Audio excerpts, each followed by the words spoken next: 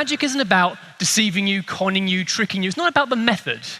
It's about creating a sense of wonder. I'm going to give you a fascinating insight into the way magicians think. Magicians look at what everyone has seen before, but in new and imaginative ways. And you can use these skills in your everyday life.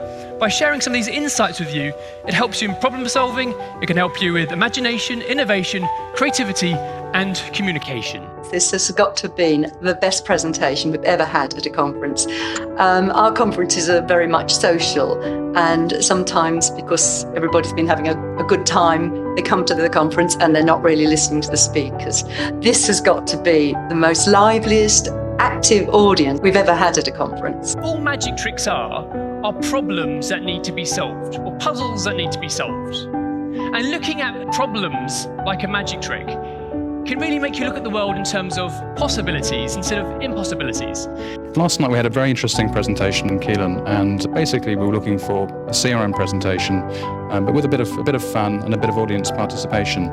And we got more than that. I think what we ended up with was a very interactive presentation, which was well structured. I think surprised the audience and made a number of very interesting points, very powerfully. The oldest recorded magic trick was documented by a Roman called Seneca 2,000 years ago, where he described a trick called the cups and balls, which is still used today.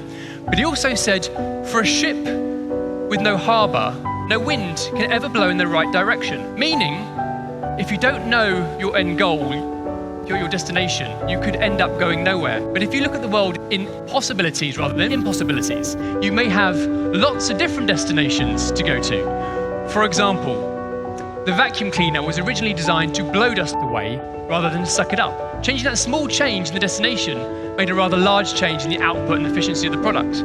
Same goes for Viagra. That was designed to treat a heart condition. Ended up treating another uplifting condition. The style of the presentation was excellent. It fitted in with exactly the right level for the audience. The mix of what we were doing with the magic worked extremely well. And everybody's gone away with a big buzz. I thought the quality of the presentation was absolutely fantastic. As I said in my summing up, it was an exceptional service delivery. So the second step of a magician in creating a solution to a problem is believing it is possible.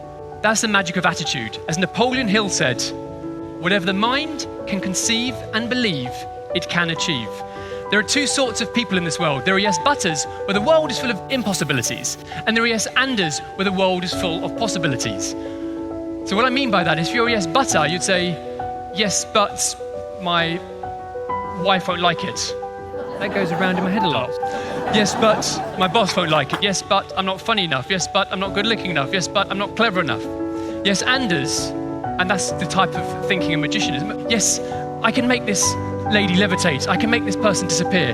There are no sort of boundaries. I was delighted recently to recommend to a client at their senior management conference that they use Keelan Leyser to demonstrate the real benefits of imagination and creative thinking in the business.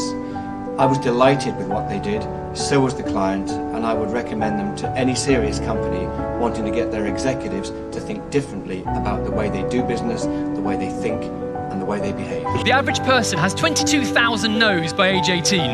The average person says they can't do something 5 times a day, and the average person fears mistakes more than they crave success. Now, another barrier to imagination and creativity is resistance to fear and change. Charles Darwin is attributed to say, it is not the strongest that survive, nor the most intelligent, it's the one that's most adaptable to change. What we wanted from Keelan was education by entertainment.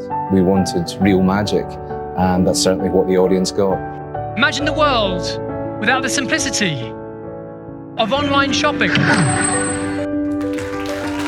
That is, unless we stumble across the 3 biggest fears of our generation.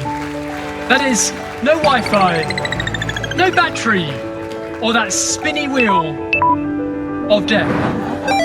We've been using Keelan at one of our, if not our biggest event of the year, Info Security, and his magic has been fantastic. What's even better with Keelan, what he does really great, he takes our message and builds it into his magic.